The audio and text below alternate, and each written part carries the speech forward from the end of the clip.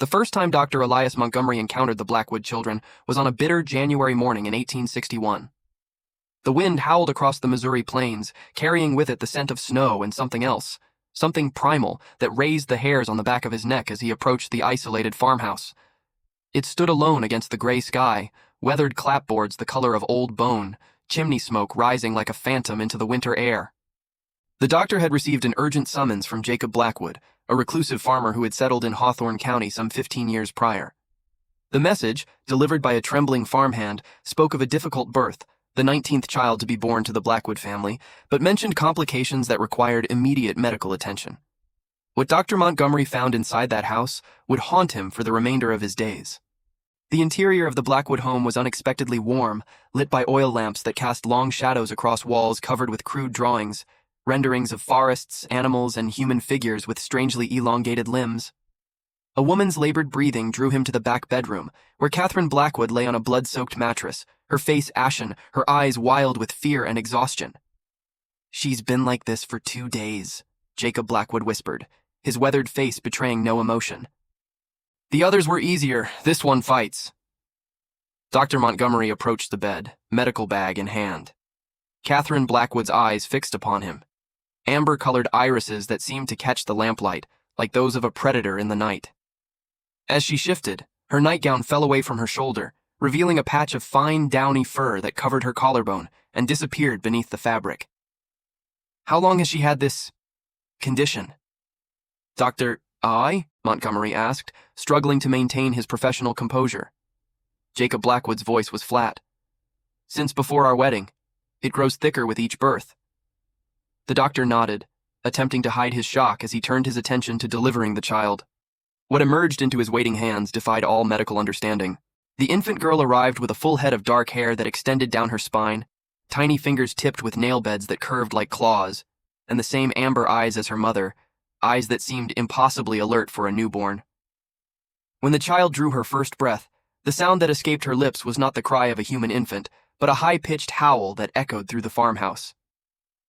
From somewhere deeper in the home came answering calls, a chorus of otherworldly responses that made Dr.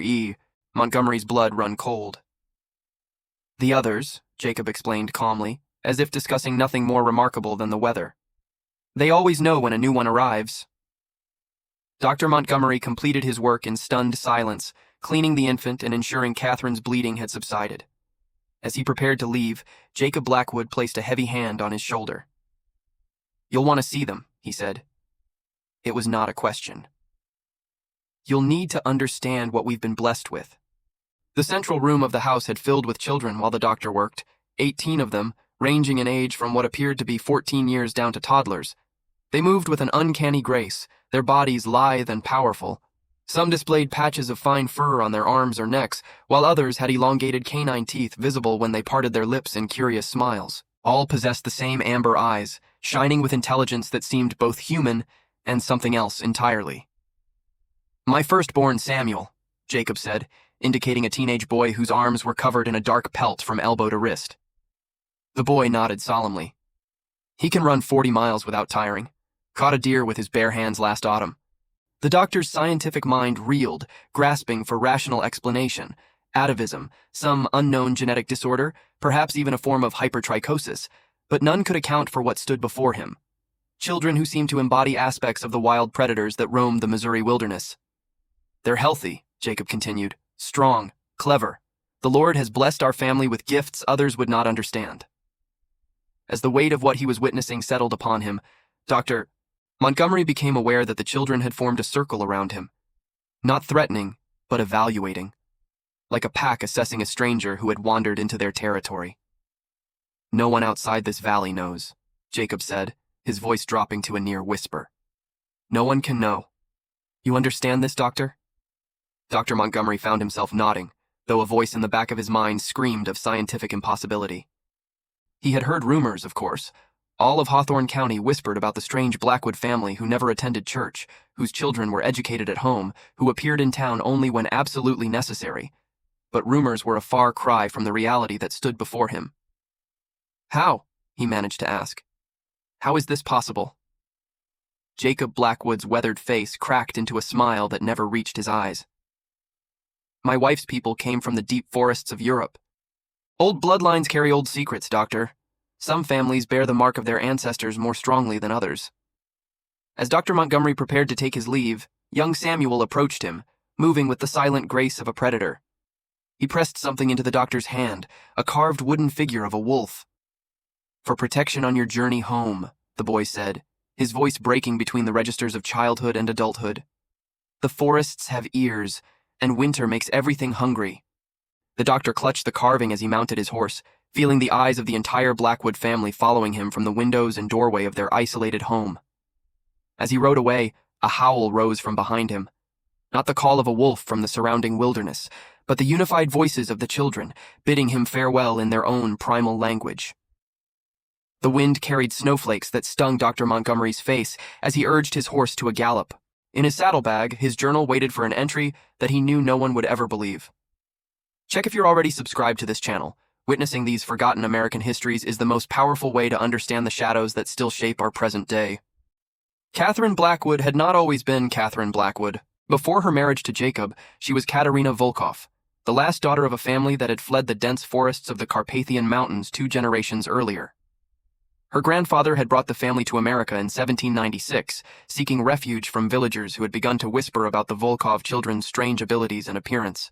They had settled first in Pennsylvania, keeping to themselves and moving whenever questions arose about the fur that grew along their spines or their uncanny ability to see in near-total darkness. By the time Katerina was born in 1831, the family had learned to hide their nature behind closed doors and high collars.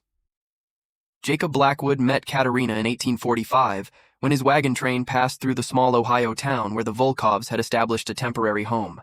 He was struck immediately by her beauty, the thick dark hair that fell to her waist, the graceful way she moved, and those remarkable amber eyes that seemed to pierce through to his very soul. "She wasn't afraid of me," Jacob would later tell his eldest son.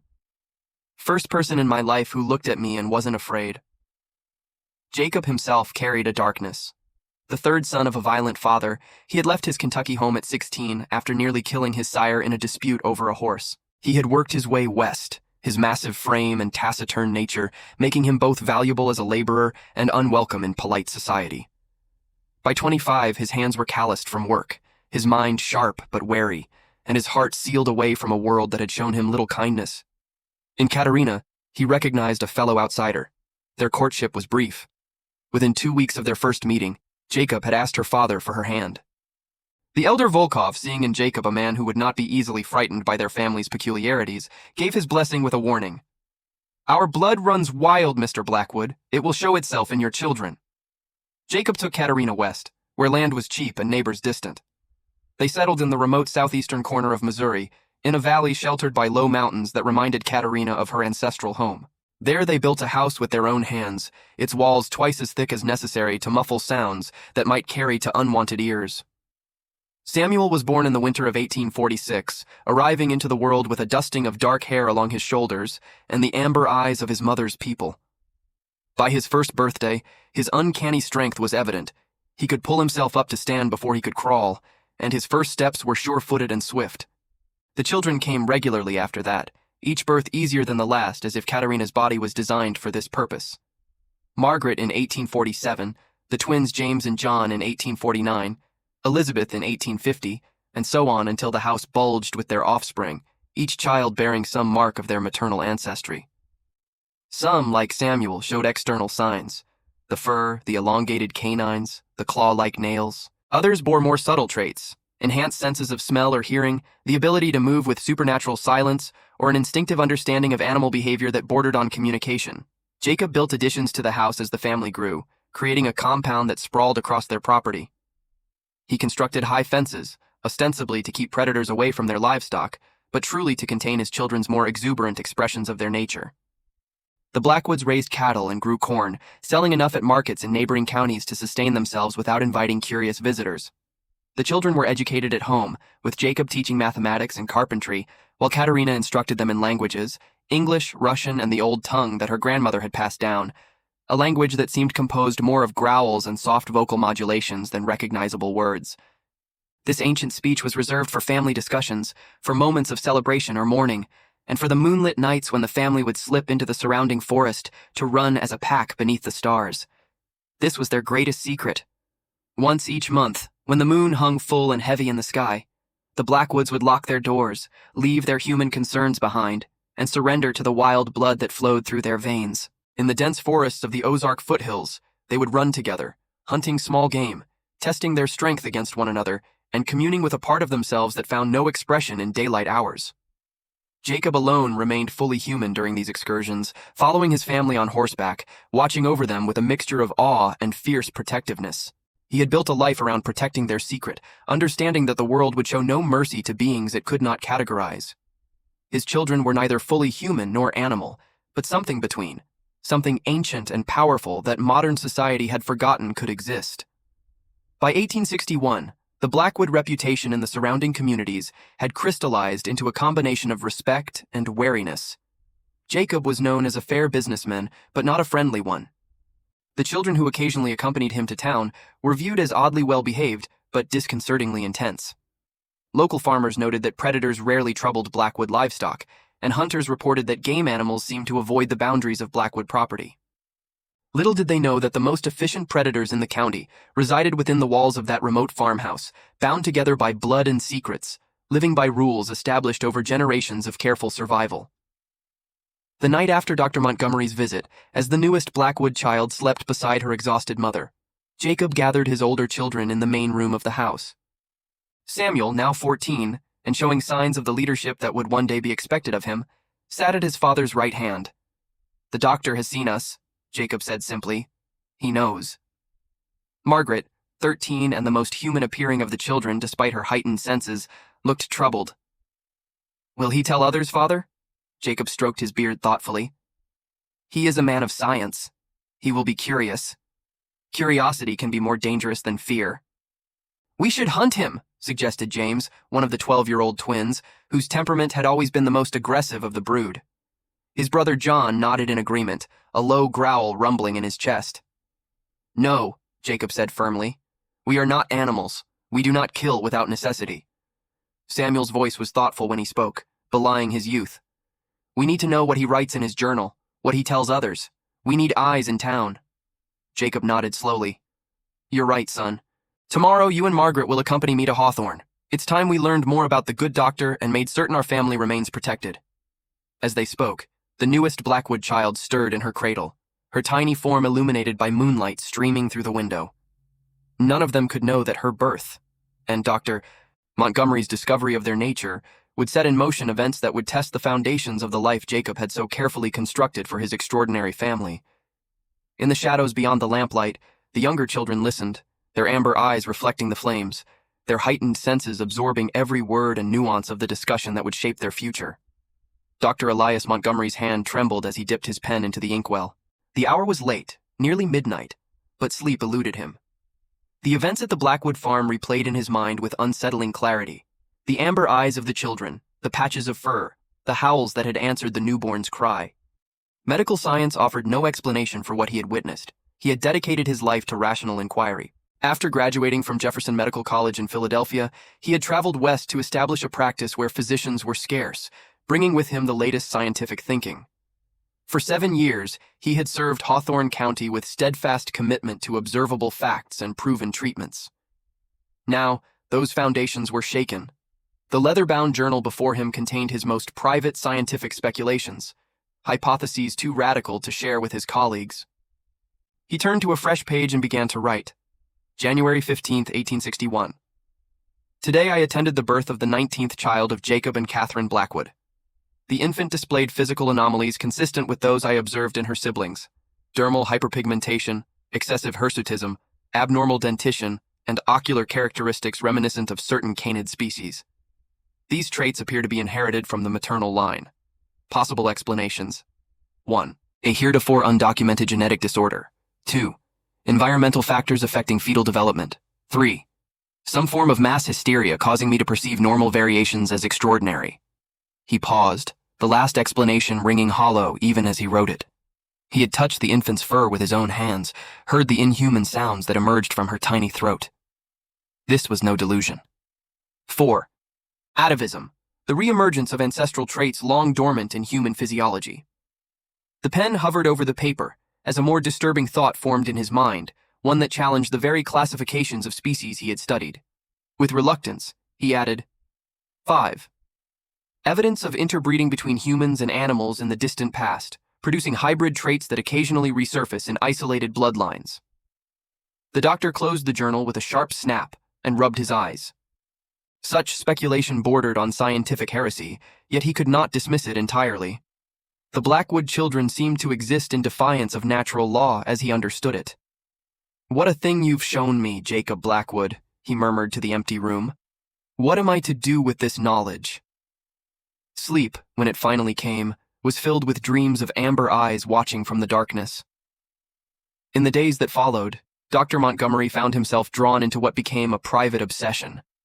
He began to research obscure medical texts, sending for journals from his colleagues in Philadelphia and Boston.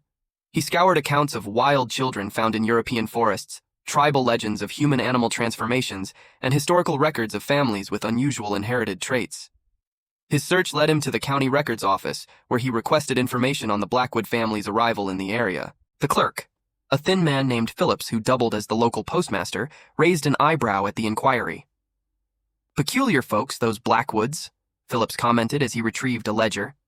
"Keep to themselves, mostly. The children never attended school here. Jacob claimed to educate them himself." "Have there been any incidents involving the family?"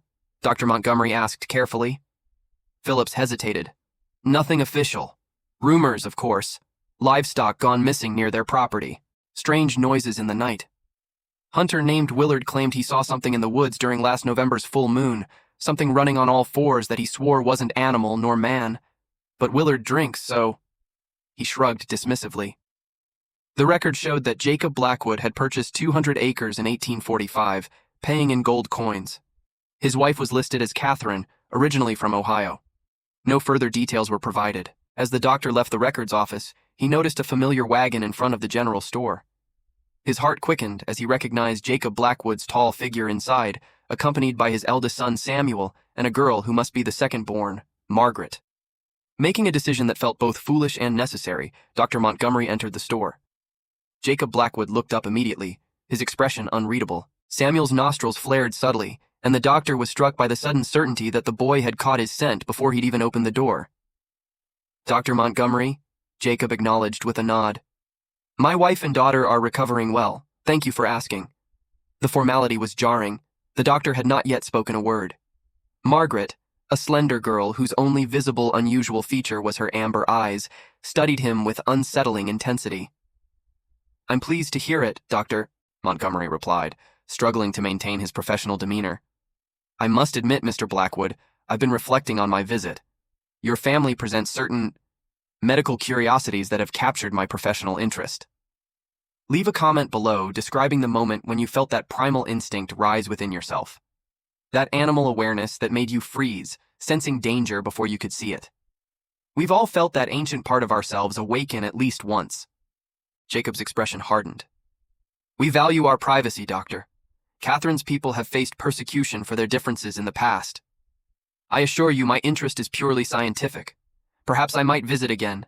There could be medical interventions that might help normalize—" "We don't need normalizing," Samuel interrupted, his voice carrying a low undertone that raised the hairs on Dr. Montgomery's arms.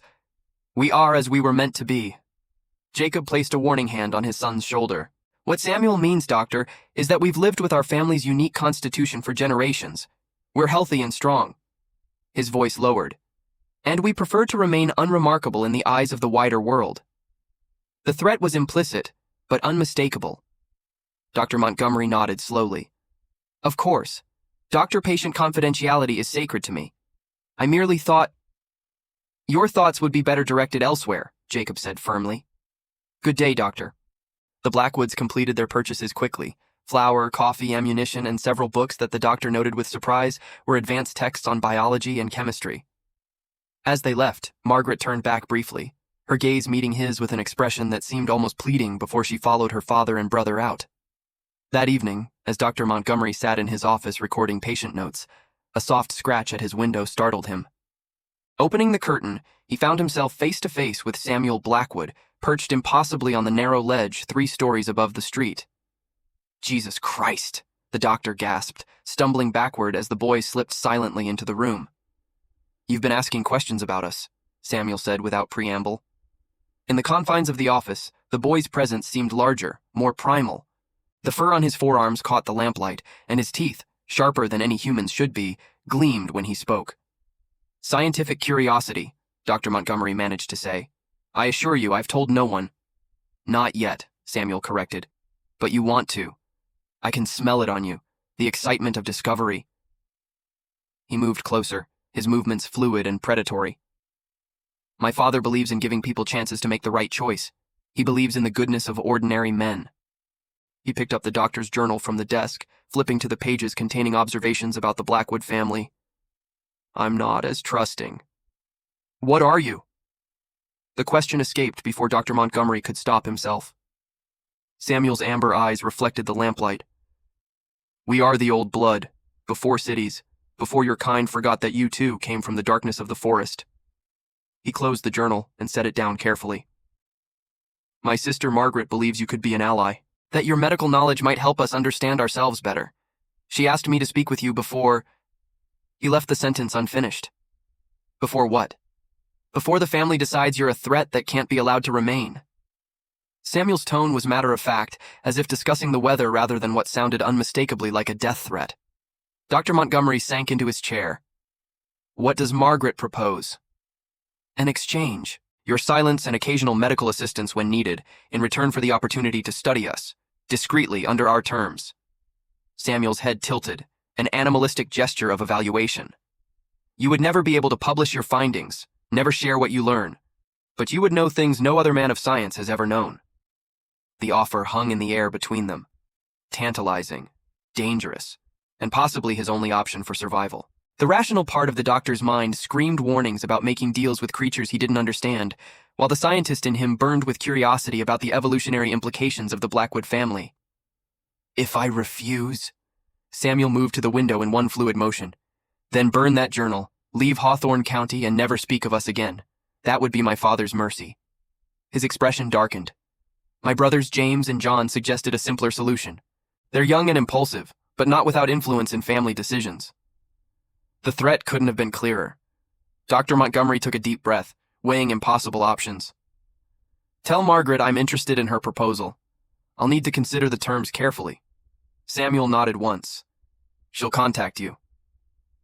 Without another word, he slipped out the window and disappeared into the night, leaving the doctor to wonder if he'd just made a pact with beings he couldn't begin to comprehend. As he closed the window against the cold night air, Dr. Montgomery noticed something on the ledge. A small tuft of fur caught on the rough wood. He carefully collected it, placed it in a small envelope, and locked it in his desk drawer. Whatever arrangement he might make with the Blackwoods, scientific evidence would be his insurance policy. Little did he know that this small act of self-preservation would set in motion consequences that would change everything for both himself and the extraordinary family living at the edge of civilization. The day after Samuel's nighttime visit, Dr. Montgomery received a note requesting his presence at Miller's Pond, a secluded spot a mile outside of town.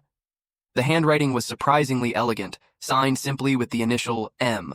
Despite his better judgment, the doctor found himself riding out to the meeting place at the appointed time, his medical bag containing both standard supplies and several empty specimen containers. Margaret Blackwood waited on a fallen log by the frozen pond, wrapped in a heavy wool coat that concealed any unusual features she might possess. She rose as he approached, her movements fluid but deliberately controlled, more human than her brothers had been during their encounter. You came, she observed, her voice carrying a musical quality that hadn't been apparent during their brief meeting at the general store.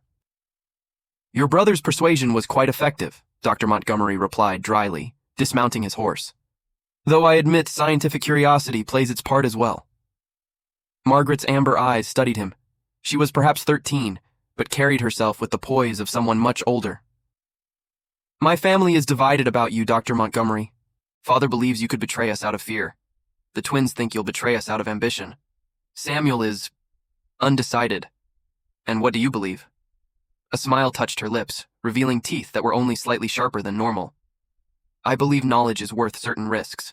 Our family has survived for generations by avoiding doctors and men of science, but times are changing. The world grows smaller and places to hide fewer. She gestured for him to sit beside her on the log. We need to understand ourselves better if we are to survive in this new age. And you need to understand us if you wish to expand medical knowledge, and remain safe. The frankness of her assessment was startling. You seem to have given this considerable thought. I read, she said simply. Father brings us books from St. Louis and even Chicago sometimes. Darwin's Origin of Species was published last year. I've read it twice. Dr. Montgomery couldn't hide his surprise. That's advanced reading for a girl? For someone who lives on a remote farm? Or for something like me? Her tone carried no offense, only curiosity. For anyone your age, he amended. I've only recently finished it myself. Margaret nodded, then reached into her pocket and withdrew a small cloth packet. I brought you something. A gesture of trust. She unwrapped it carefully, revealing several strands of dark hair attached to small patches of skin. These are mine, shed naturally during our monthly cycle. Monthly cycle? He questioned, carefully taking the samples. The full moon. Our traits become more pronounced during that time. Afterward we shed, like wolves in spring. She watched him examine the specimens. You'll find they're neither fully human nor fully animal. They exist in between, as do we. The doctor placed the samples carefully in a specimen jar. These could help me understand the physiological basis of your family's condition. That's what I'm hoping. Margaret looked out across the frozen pond. I want to propose an arrangement, Dr. Montgomery. One that benefits us both while maintaining our family's safety. I'm listening. You will serve as our physician when needed. In exchange, I will provide you with biological samples and observational opportunities under controlled conditions. You may document your findings in a single journal that remains in our possession at the farm. You may never publish or share what you learn, except with my family. That's rather one-sided, the doctor pointed out. Margaret's expression remained calm. You also receive your life, doctor. My brothers grow more concerned with each day that passes. They believe you've already written to colleagues about us. I've done no such thing, he protested. I believe you. Not everyone shares my conviction. She turned to face him fully. There's something else I offer. Truth. Do you not wonder about the stories of wolf children found in the forests of Germany? The legends of shapeshifters that span cultures across the world? The inexplicable reports of feral humans with animal abilities? My family is living proof that these are not merely myths. The scientific implications were staggering. If the Blackwoods represented some evolutionary branch that combined human and animal traits, it would challenge the very foundations of modern biological understanding. And if I agree to your terms, what exactly would I be permitted to observe? He asked carefully. Our daily lives, basic medical examinations of consenting family members, and eventually, if you prove trustworthy, the full moon gathering. She lowered her voice. That's when you would see what we truly are. The offer was tantalizing, a scientific opportunity beyond imagining, balanced against professional isolation and potential danger. I would need to continue my regular practice in town. People would question frequent absences. Margaret nodded. Of course. We suggest one visit per week, ostensibly to check on my mother and the newborn. More during full moon phases, explained as monitoring a chronic condition in the family. The doctor considered for a long moment. I'll agree, with one condition of my own. If I discover anything that could help treat painful or debilitating conditions in your family or others, I must be allowed to use that knowledge to help patients without revealing its source. Margaret's eyes narrowed slightly as she considered this. Acceptable, provided Father reviews and approves each such instance. She extended her hand, a surprisingly formal gesture. Do we have an agreement, Dr. Montgomery? As he shook her hand, the doctor noticed her skin was warmer than a normal human's would be on this cold winter day. We do, Miss Blackwood. Then come to the farm this Saturday. Bring your medical instruments and an open mind. She stood gracefully. And doctor? Leave any religious convictions at home. What you'll see defies both science and scripture. With that, she turned and walked into the woods, soon disappearing among the bare trees. The doctor sat for a moment longer, wondering if he had just made a deal with the devil or embarked on the most important scientific investigation of the century. Either way, there would be no turning back. Saturday arrived with clear skies and biting cold. Dr. Montgomery prepared carefully, packing his most advanced diagnostic tools and a blank journal dedicated solely to his observations of the Blackwood family. He told his housekeeper he was making a routine visit to check on a new mother and infant, and would likely be late returning. The Blackwood farm appeared more imposing in daylight than it had during his night visit for the birth. He could now see that the property was meticulously maintained, with sturdy fences surrounding both the house and the larger perimeter. Several outbuildings stood at careful intervals, and Dr. I. Montgomery noted that each offered clear sightlines to the others, a defensive arrangement that seemed deliberate. Jacob Blackwood met him in the yard, his expression guarded but not unwelcoming. "My daughter says she's struck a bargain with you, Doctor. I've agreed to honor it, against my better judgment." "I assure you, Mr. Blackwood, my intentions are purely scientific and medical." Jacob's weathered face remained impassive. "Science has burned women as witches and displayed tribal peoples in cages, Doctor. Forgive me if I don't find that entirely reassuring." Before Dr. Montgomery could respond, the front door opened and Catherine Blackwood emerged, the newborn cradled in her arms. In daylight, with her long dark hair neatly braided and her dress properly fastened, she appeared almost normal, until one noticed the amber eyes and the unusual grace with which she moved. "Welcome back to our home, Doctor," she said, her accent carrying traces of something Eastern European. "Please, come inside. The children are eager to meet you properly." The interior of the house was surprisingly orderly and clean, with handcrafted furniture and shelves lined with books, not just practical manuals, but works of literature, science, and philosophy. The walls displayed hand-drawn maps and anatomical sketches that would not have been out of place in a university. The children had been arranged in the main room by age, creating an unsettling display of progressive development of their unique traits. From the infant in Catherine's arms to Samuel standing tall at the end of the line, Dr. Montgomery could observe how their conditions evolved with maturity. "You may examine them. Ask questions," Jacob said. "They understand the arrangement. Those old enough have consented."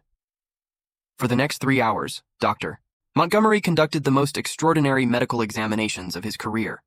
He measured limbs, checked reflexes, tested visual acuity, and collected hair and saliva samples where permitted. He discovered that the children's body temperatures ran several degrees warmer than human normal. Their heartbeats were slightly faster, and their muscle density significantly greater. The younger children displayed primarily sensory enhancements, acute hearing, exceptional night vision, and sensitivity to smells that humans couldn't detect. As they aged, physical changes became more pronounced.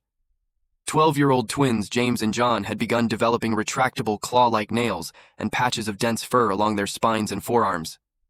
Margaret, at 13, showed fewer external traits but demonstrated extraordinary flexibility and balance, walking the length of a narrow bookshelf with the ease of a cat on a fence.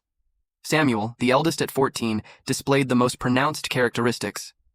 His forearms were covered with sleek dark fur, his teeth had developed into points designed for tearing meat, and when he demonstrated his speed by circling the exterior of the house, Dr. Montgomery clocked him at a pace that would outstrip the fastest human sprinter. "The transformations accelerate at puberty," Catherine explained as the doctor made notes. "The blood awakens as childhood ends." "And you?" he asked carefully. "Were you born with these traits?" Catherine smiled, revealing elongated canines. "I was born to a mother like myself, and she to a mother before her. How many generations back it goes, we do not know. The old stories speak of a time when the boundary between human and animal was thinner, when certain families made pacts with the creatures of the forest in exchange for their powers." Jacob cleared his throat. "Folklore aside, Doctor, what my wife's family possesses is a hereditary condition that manifests differently in each child. Some favor their mother's line strongly, others less so." Dr. Montgomery nodded, not wishing to dismiss either explanation entirely. "And your monthly cycles. Margaret mentioned they coincide with the full moon?" A silence fell over the room. Jacob and Catherine exchanged glances. "That," Jacob said firmly, "is something you may observe only after we're certain of your discretion. For now, it's enough that you understand the basics of their physiology." The doctor accepted this limitation, though his scientific curiosity burned to know more about the apparent lunar influences on their biology. He completed his initial examinations and was invited to share a meal with the family, an experience that provided its own revelations. The Blackwoods ate prodigious amounts of barely cooked meat, supplemented with root vegetables and dark bread. Even the youngest children consumed portions that would satisfy a grown man, and Samuel ate enough for 3. They drank no alcohol but consumed a tea made from herbs. Catherine grew in a carefully tended garden behind the house. "It helps balance the blood," she explained when he inquired. "Too much raw meat without the herbs makes the wild side difficult to control." As evening approached, Dr. Montgomery prepared to take his leave, his mind reeling from all he had observed. Jacob walked him to his horse, speaking in low tones beyond the hearing of the house. "My daughter believes you can help us understand our nature better, Doctor." Perhaps she's right. But understand this. If your curiosity brings danger to my family, there will be consequences.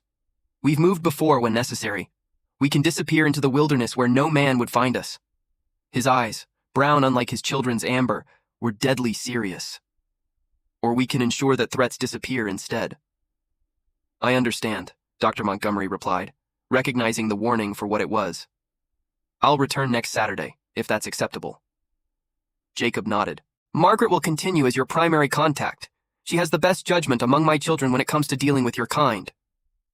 My kind, the doctor echoed, suddenly struck by the profound strangeness of the situation. Ordinary men, Jacob clarified, though something in his tone suggested this was not entirely a compliment. Good day, Doctor. As Dr. Montgomery rode away from the Blackwood farm, his mind cataloging all he had witnessed, he failed to notice the pair of amber eyes tracking his movement from the forest edge, the twins, James and John, following at a distance to ensure he returned directly to town, carrying no unwelcome messages along the way. The alliance had begun, but trust remained as fragile as the ice on Miller's Pond, with deadly currents flowing beneath its surface. February gave way to March, and Dr. Montgomery's weekly visits to the Blackwood farm became a fixed part of his routine. Each Saturday, he arrived with his medical bag and blank journal, conducted examinations, and departed with new specimens and observations that challenged everything he had learned in medical school. His primary collaborator was Margaret, whose intelligence and curiosity matched his own. She had appointed herself his guide to the family's biology, explaining aspects of their condition that even her parents didn't fully comprehend. We heal differently, she demonstrated one afternoon, deliberately cutting her palm with a small knife. The doctor watched in astonishment as the wound began closing almost immediately, the edges pulling together at a visible rate. Not instantaneously, but much faster than ordinary humans. Broken bones mend in days rather than weeks. Remarkable, he murmured, documenting the healing process in his journal. This could revolutionize medical understanding of tissue regeneration. Margaret wiped away the remaining blood. Perhaps, though I doubt your colleagues would accept findings based on beings they don't believe exist. The doctor had grown accustomed to such reminders of his isolation. The knowledge he was accumulating was extraordinary but impossible to share, a scientific treasure locked away from the world. His regular patients in town had begun to comment on his distraction, noting how he sometimes stared at their perfectly normal teeth or fingernails with an odd expression. He explained away these moments as professional thoroughness, but inwardly recognized that his encounters with the Blackwoods were changing his perception of humanity itself. By the third Saturday in March, Dr. Montgomery had documented detailed observations of 18 of the 19 Blackwood children. Only the newborn, whom Catherine had named Lily, remained relatively unexamined beyond basic measurements and observations.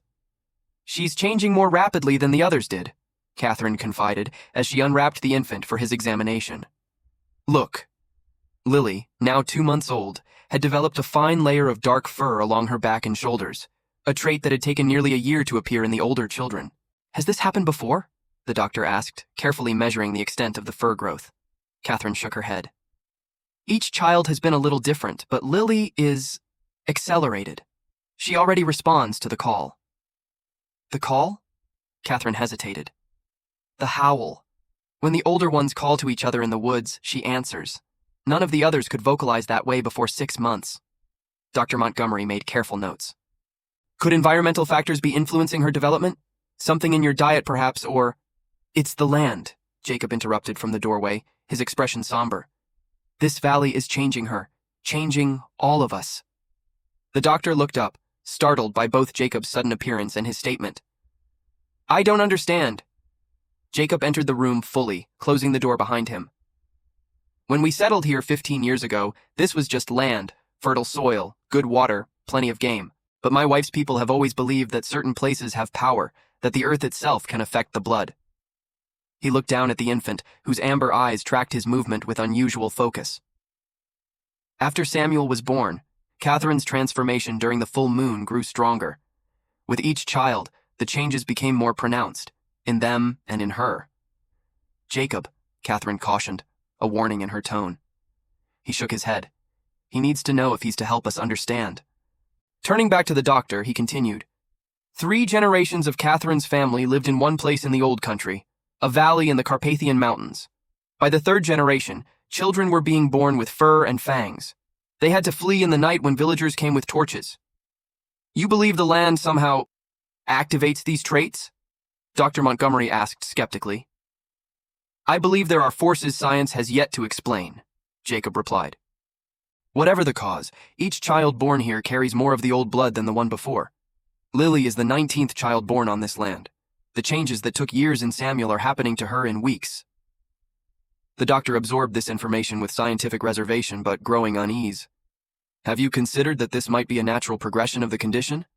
Perhaps the traits strengthen within the bloodline over time, regardless of location. Perhaps, Jacob acknowledged. But there's more. Last full moon, Catherine's transformation was more complete than I've ever seen. And Samuel... He trailed off, glancing at his wife. Samuel stayed in his changed form for 3 days after the moon waned, Catherine finished quietly. It has never happened before. He was trapped between forms, in pain, until the change finally reversed. Dr. Montgomery's pulse quickened. You must allow me to observe the full transformation. If Samuel is experiencing difficulties returning to human form, there could be physiological explanations. Hormonal imbalances, perhaps, or... The next full moon is in 2 days, Jacob interrupted. We've discussed it as a family. You may observe, under strict conditions. The doctor could hardly contain his excitement. Thank you. This could be crucial to understanding. But first, Jacob continued, there's something you need to see. Something we discovered recently that may explain what's happening to us. He turned to Catherine. Dress the baby. Margaret will watch her while we take the doctor to the northern ridge. 20 minutes later, Dr. Montgomery followed Jacob and Catherine along a narrow trail that wound up the wooded hillside at the northern edge of their property. Samuel walked slightly ahead, moving with the easy grace of a predator in its natural environment. They traveled in silence, the only sound their footfalls on the forest floor and the occasional call of a bird overhead. After nearly an hour's hike, they reached a rocky outcropping that offered a view across the valley. Jacob pointed to a cluster of ancient oak trees about half a mile distant. There, he said. That's where we first found it. Found what? The doctor asked, squinting at the unremarkable grove. After the last full moon, Samuel tracked an unusual scent to those trees. He found stones arranged in a circle, old stones buried for decades until recent rains exposed them. Jacob's voice lowered. At the center was a pit, recently disturbed. Inside were bones. Dr. Montgomery's professional interest was immediately piqued. Human remains? Not entirely, Catherine said softly. Some were human, others. She looked at her son. Samuel met the doctor's gaze steadily. Some were like us, part human, part something else. And they were old. Very old. How can you be certain? The doctor asked. Because I know our scent, Samuel replied simply. These bones carried traces of it, even after all this time. Jacob gestured for them to follow as he led them back into the forest, descending the other side of the ridge. After Samuel's discovery, we began searching the surrounding woods. What we found suggests we weren't the first of Catherine's kind to settle in this valley. They arrived at a clearing where a large oak had recently fallen, its massive root system torn from the ground by some past storm.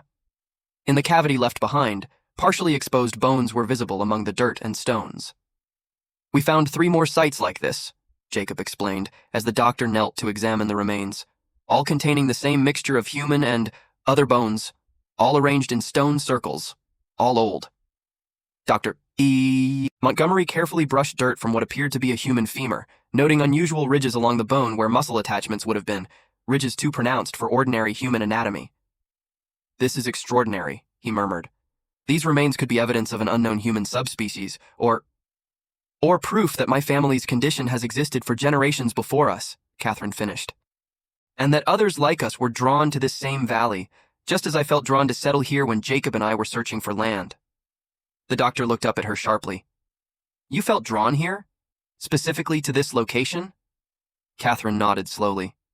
It called to me.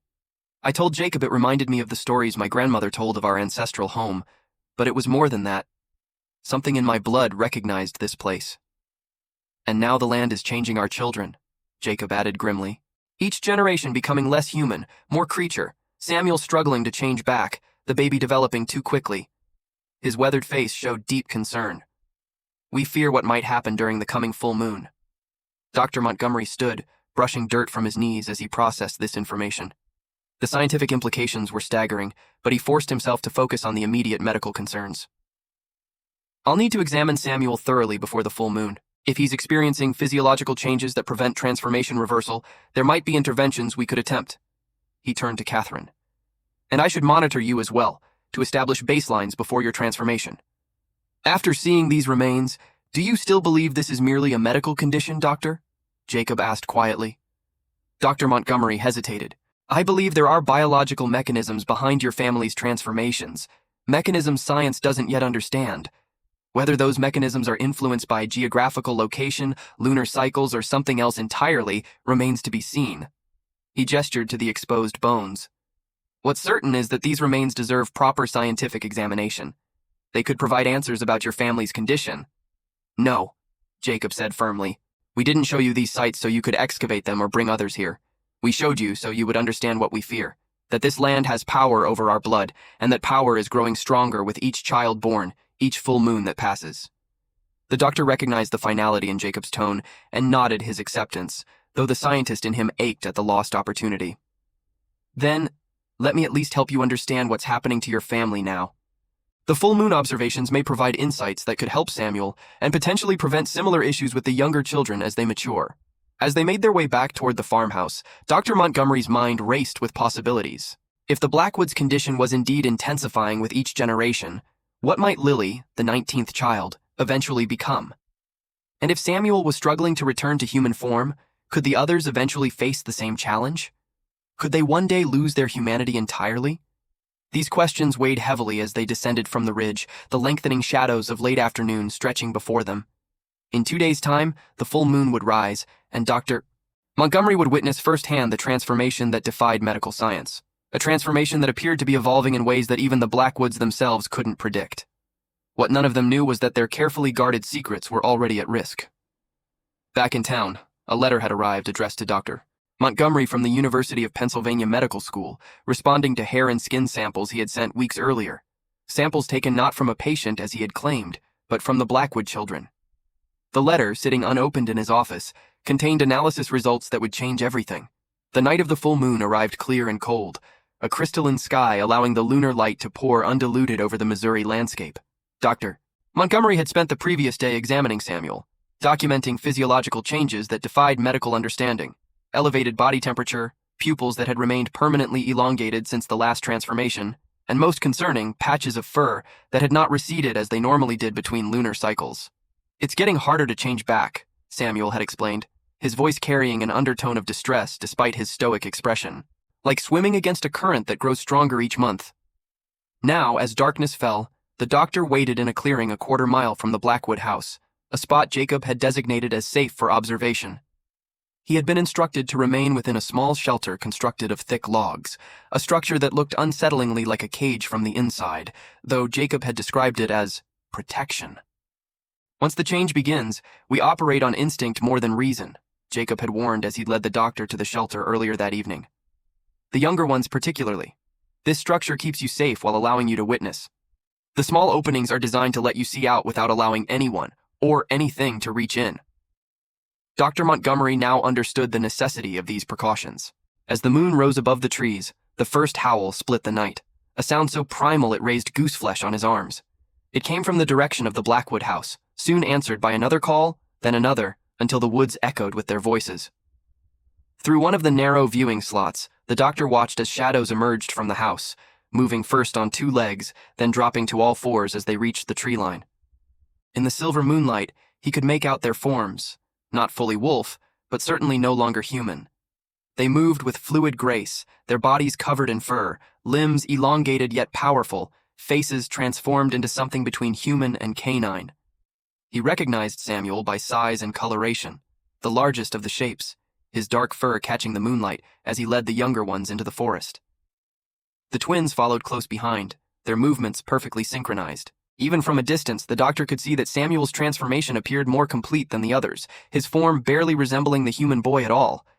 Jacob remained at the edge of the clearing, still fully human, watching over his transformed family with a rifle cradled in his arms, protection against any hunters who might venture too close to their territory during this vulnerable time.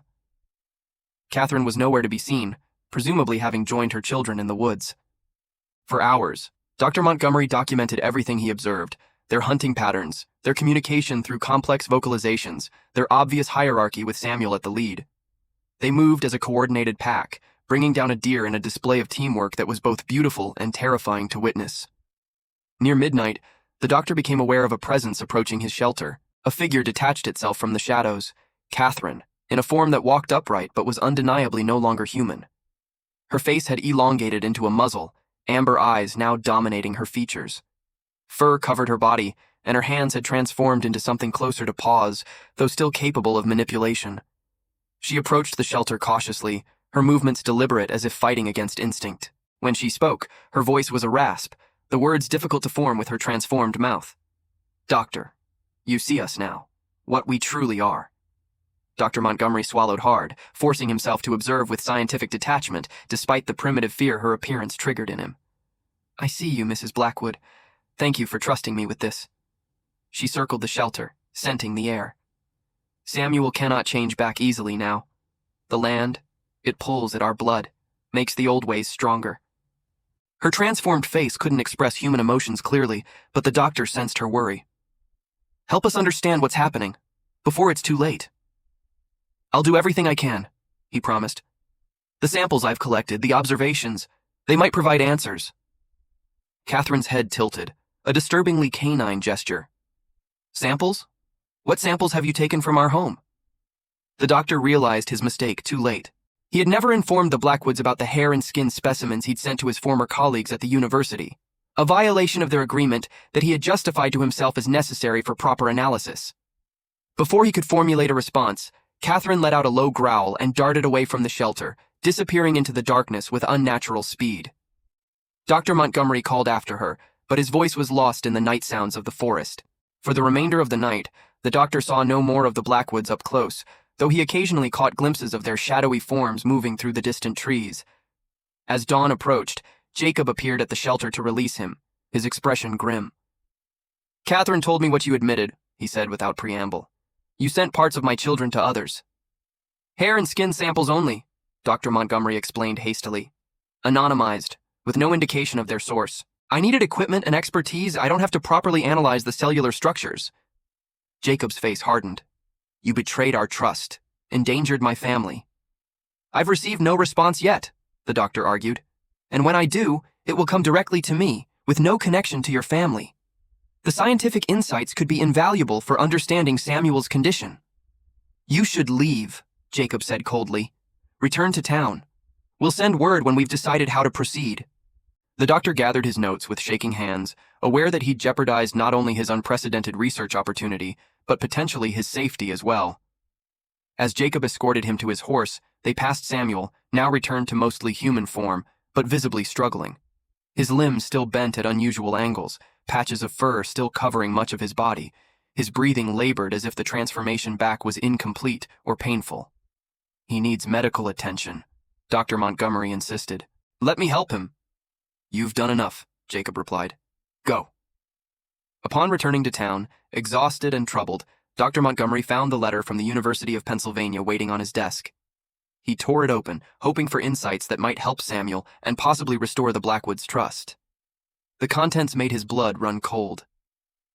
"Dear Dr. Montgomery, the samples you submitted present anomalies unlike anything in our records. Cellular structures suggest a hybridization that defies current biological understanding. Of particular concern are the prion-like proteins found in all specimens, bearing similarities to those seen in certain degenerative neurological conditions. If these samples are indeed from a human patient, we strongly recommend quarantine procedures. Similar protein structures in animal populations have been linked to aggressive behavioral changes and neurological deterioration. Given the unprecedented nature of these findings, we have forwarded samples to the Department of Rare Diseases in Washington for further analysis. Please provide complete patient information immediately for public health monitoring. With grave concern, Dr. William Thorne, professor of pathology, University of Pennsylvania Medical School, Dr. Montgomery sank into his chair, the implications hitting him like a physical blow. Not only had his colleagues found the samples alarming enough to alert government authorities, but they specifically mentioned degenerative conditions, which might explain Samuel's increasing difficulty returning to human form. If the prion-like proteins were indeed causing progressive deterioration of the Blackwoods' ability to transform, what did that mean for Samuel's future? For little Lily, who was developing traits at an accelerated pace? Would they eventually lose their human aspects entirely? More urgently, how long before government physicians arrived to investigate these mysterious samples? The doctor spent a sleepless night weighing his options. By morning, he had made his decision. He would return to the Blackwood farm immediately, share the university's findings, and help the family prepare for what might come. Either medical intervention for Samuel's condition or evacuation if necessary to escape unwanted attention. As he saddled his horse in the gray dawn light, Dr. Montgomery became aware of a presence behind him. Turning, he found James and John Blackwood standing at the stable entrance, their amber eyes reflecting the lantern light, their expressions unreadable. "Your letter arrived," James said without greeting, his voice carrying the same growl that Samuel's had developed. "Jacob sent us to bring you back," John added. "Not as a guest this time." The doctor nodded slowly, understanding the implicit threat. "I was already preparing to return. I have information about Samuel's condition, about all of your conditions, information that could be crucial." The twins exchanged glances. "We'll escort you," James said, his tone making it clear this was not optional. The journey to the Blackwood farm was tense and silent. As they approached, Dr. Montgomery noticed unusual activity, wagons being loaded, livestock gathered. Jacob met them in the yard, his face haggard with exhaustion. "You're leaving," the doctor observed. Jacob nodded grimly. "Your university friend sent a telegraph to the local sheriff last night, inquiring about unusual medical cases in the area. Word travels fast in small towns, Doctor. We have perhaps a day before someone makes the connection." "I'm sorry," Dr. Montgomery said sincerely. "That was never my intention. But the letter contained information about your condition, about why Samuel is struggling to change back. There are protein abnormalities that might be causing progressive symptoms." "Tell me inside," Jacob replied. "Catherine needs to hear this too." In the main room of the house, the older Blackwood children worked efficiently to pack essentials, while the younger ones were kept in one of the bedrooms, supervised by Margaret. Catherine sat beside Samuel on a bench near the fireplace, her hand resting on her eldest son's shoulder. Samuel's condition had deteriorated further since the previous day. His spine remained curved, his hands fixed in a partially transformed state with elongated fingers and thickened nails. "He can't change back completely," Catherine said as the doctor approached. "Each hour it gets worse rather than better." Dr. Montgomery set his bag down and quickly explained the university's findings. The samples showed prion-like proteins that may be affecting neural pathways. In animals, similar proteins can cause permanent changes in brain structure and function. "In plain English, Doctor," Jacob demanded, "Samuel's brain may be physically changing to accommodate his transformed state, making it increasingly difficult to return to human form. If the process continues—" He hesitated. "The change could become permanent," Catherine finished, her voice hollow. The doctor nodded gravely. "Possibly. And, based on what you've told me about each child showing stronger traits than the last, with Lily developing most rapidly of all, each generation is more vulnerable to permanent transformation," Jacob concluded. "And this land, with its history of others like us, somehow accelerates the process." For a moment, the only sounds were Samuel's labored breathing and the activity of the children preparing for departure. Then Catherine spoke, her voice steady despite the fear evident in her eyes. "What can be done for him?" Dr. Montgomery opened his bag, removing several vials. "I've brought medicines that may help reduce the neural inflammation, laudanum for pain, bromides to calm the central nervous system. They're experimental treatments for his condition, but they might ease his suffering and possibly slow the progression." "And long-term?" Jacob asked. "What's the prognosis for my son? For all my children?" The doctor met his gaze honestly. "I don't know. This is unprecedented in medical literature. But distance from this location might help if your theory about the land's influence is correct, and limiting transformations during full moons could potentially slow the protein accumulation." Jacob turned to Catherine, a silent communication passing between them. She nodded once and stood. "We're leaving for Colorado Territory," she announced. "Jacob's brother has land there, remote, high in the mountains. If distance from this valley can help Samuel, we must try. The younger children may still have a chance at normal lives," Jacob added, "or at least more control over their condition." Dr. Montgomery felt a profound sense of loss at the thought of the Blackwoods disappearing, taking with them the most extraordinary medical case he had ever encountered. But he understood the necessity. "Let me help Samuel for the journey," he offered. "And I'd like to document final observations of all the children. The information could be vital if you need medical assistance in the future." Jacob hesitated, then nodded his agreement. 1 hour, doctor. Then we must be on our way before dawn breaks fully. As Dr. Montgomery administered medication to ease Samuel's pain and examined each of the children one final time, he fought against his scientific ambition, the part of him that wanted to insist on continued study, continued contact. These were not specimens, but people, a family fighting for survival and dignity in a world that would show them neither if their nature were discovered. The youngest, Lily, now cradled in Margaret's arms, had developed even more pronounced traits overnight, her tiny fingernails already showing signs of the claw-like structure that had taken years to develop in her older siblings. The land recognizes the blood, Margaret murmured as the doctor examined the infant. Each generation returns to the old form more readily than the last. Perhaps one day, one of us will be born already transformed, unable to wear human skin at all. The thought sent a shiver through Dr. Montgomery. The Colorado mountains may slow or halt the progression. Higher altitude, different soil composition, many factors could influence the condition. And if it doesn't? Margaret asked, her amber eyes searching his. What becomes of us then, doctor?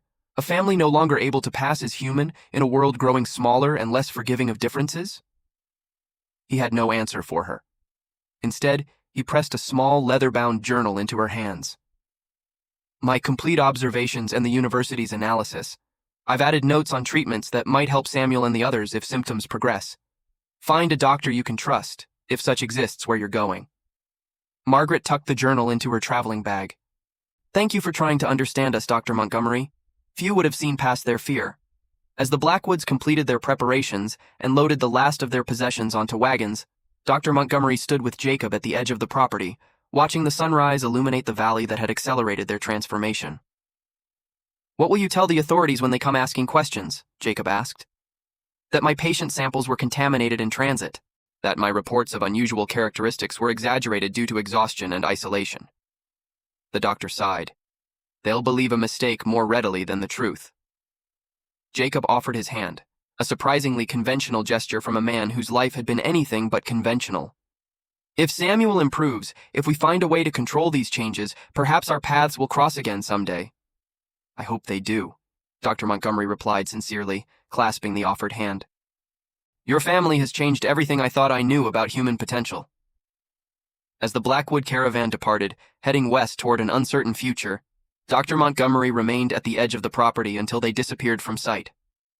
Then, with a heavy heart, he mounted his horse and turned back toward town, carrying the weight of a secret that would never appear in medical journals but would forever change his understanding of humanity's place in the natural world. In his pocket, he carried a single item, a small tuft of fur shed from Samuel's arm during his examination. His last physical evidence of the extraordinary family that had trusted him, however briefly, with their most vulnerable truths. The world would never know of the Blackwoods, of the 19 children with the traits of wild animals, or of the ancient bloodline that flowed through their veins. Science would march forward, claiming to understand the boundaries between human and animal, never knowing how permeable those boundaries could be. Dr. Montgomery would keep their secret, honoring the trust they had placed in him despite his earlier betrayal. But on nights when the moon hung full and heavy in the sky, he would find himself listening for howls in the distance, wondering about the family that had vanished into the western wilderness, and about little Lily, the 19th child, whose future remained unwritten in the bloodline that connected her to something ancient and powerful in the natural world. If you've watched this far, it's because you liked this story. Leave a comment saying, I've watched this far, so I can get to know you and see who really enjoys the stories here on the channel. Don't forget to subscribe to join our community of historical investigators who dare to explore the forgotten corners of American history, and like and share this video with anyone who appreciates stories that challenge our understanding of humanity's place in the natural world.